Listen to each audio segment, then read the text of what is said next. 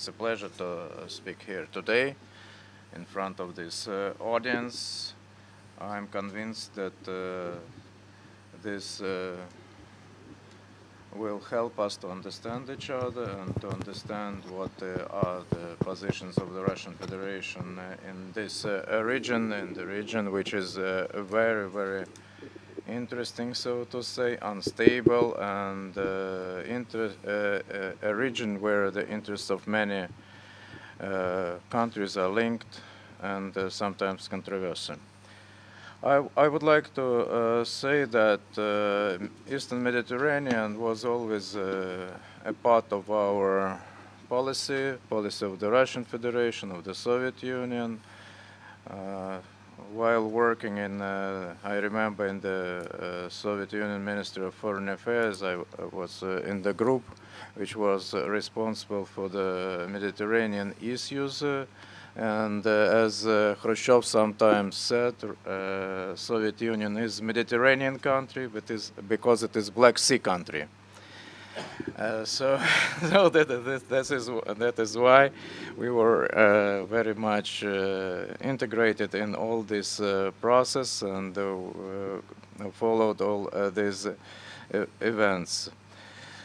Actually, what is now happening here is especially interesting because it is of vital importance for many countries, of vital importance for Russia, for other countries, because the tension is growing, and growing for many reasons. First of all, we were witnessing the spring, the Arab Spring, in many countries, and lately I was listening to one lecture which explained why actually Arab Spring took place. And it was said, for example, that Arab Spring was because some dictatorships fallen down and the people came out to the squares to defend their rights. There are such countries like Yemen, Tunis, Tunisia, there are countries like Libya, Syria, where people were eager to construct their new future and to achieve something. Yes, maybe this is right. They were fighting against dictatorship. But on the other hand, there were some other countries, for example, Saudi Arabia, Qatar, where people are quiet, where people doesn't go to the squares, and why? It was explained that because in these countries the ruling elite was sent by God, as it is considered to be, was sent by God, and there is no question of changing it, and Islam helps it. So I would propose another explanation for what actually happened. I think it is not a matter of dictatorship, because I'll explain why. I think it is a matter of poverty of people who could not stand anymore this poverty and went to squares for better life, let us say. And they were eager to achieve it by weapons, by fighting, and that is why they went to squares. Dictatorship in those countries, I don't know. But to my mind, dictatorship in some of these countries was changed by another dictatorship after these revolutions, even maybe of the worst character, because it has such negative influence on the life in these countries. It's some Islamistic tendencies in this country actually prevailed. So what we got after the spring, we got better life for these people? No, but people actually were fighting for the better life, and they didn't get it. So what is the future? The future is unstable. The future is chaos still in this region. And yes, on the other hand, there are, again, rich countries where people are satisfied with their standard of level, and they are not going to squares and they are not fighting. So it is dividing line is not between democracy and dictatorship, to my mind, and I am eager to discuss it with you. But to my mind, the dividing line it is between poverty and richness of some families which were on the top in these countries, and poverty of the most of the people in these countries. That's how I understand the situation actually, which was created, and that was the stimulus for people to fight for the better life. Yes, but what will happen after that? We can see the example of Egypt after dictatorship, so-called dictatorship of Mubarak. Now there are a military rule in Egypt. What will be next is unknown. So the situations, although all these springs, all these changes, the situation stays unstable, and this gives us a very complex picture in the region, and we see some other countries which not, I would not say using this situation their interests, but actually maybe some economic interests of the countries prevail in this situation, and some other interests. Take, for example, Turkey, which now is gained the power, gained the influence in this region. I know I traveled and I was in many countries. I was as the chief of the director of the security department of the ministry. I visited all these countries, and Libya and Tunis and Yemen, and so I saw how Turkey, for example, getting in by its influence, economic first of all influence, and strengthening its positions, and it is also some elements which should be considered seriously. So Arab Spring is a very complicated, very controversial development which should be studied very thoroughly. It's a complex of military, political, and economic interests and economic ingredients in this regard. And the main problems now, take for example Syria.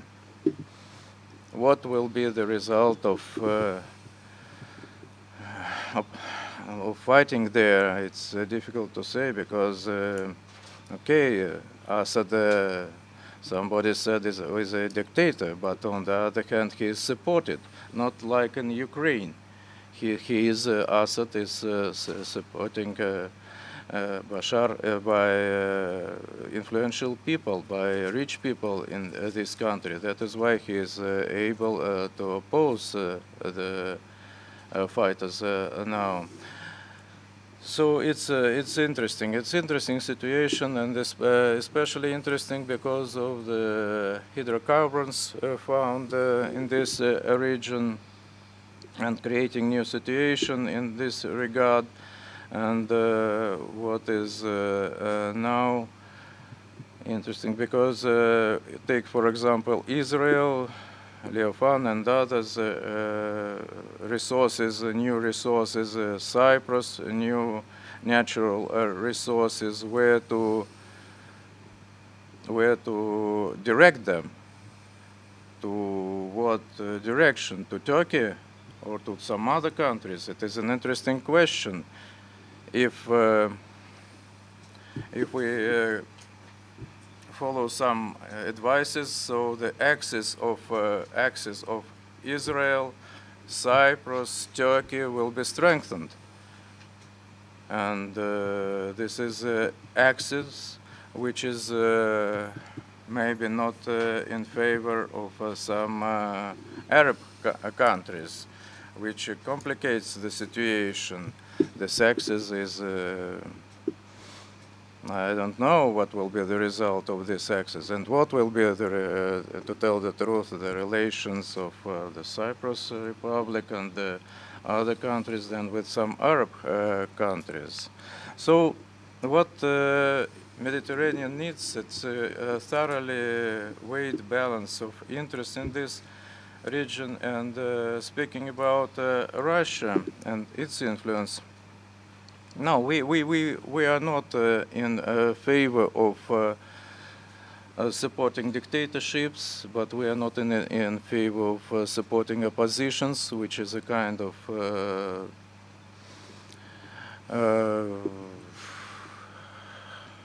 groups of people with different interests, different persuasions they want to achieve, and that is why it is sometimes it is more, as I return to my first point, it is more maybe reactionary than a dictatorship of these countries which prevailed previously.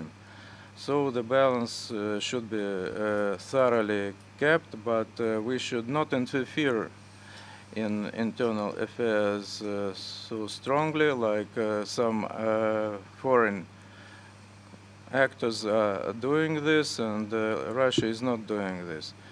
Russia is in favor of preserving those regimes which were elected freely and which were elected by the peoples of these countries. Take, for example, Syrian problem. Yes, it's a difficult problem, but the government of Assad was elected freely.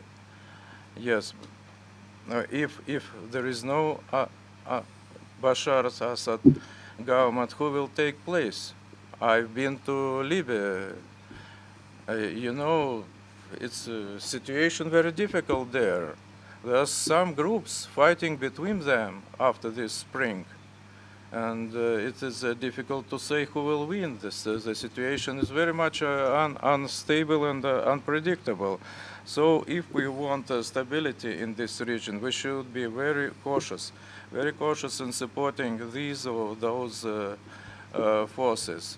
And to my mind, if we compare what happens, somebody says, look at the Soviet Union, look at Russia, what Putin does.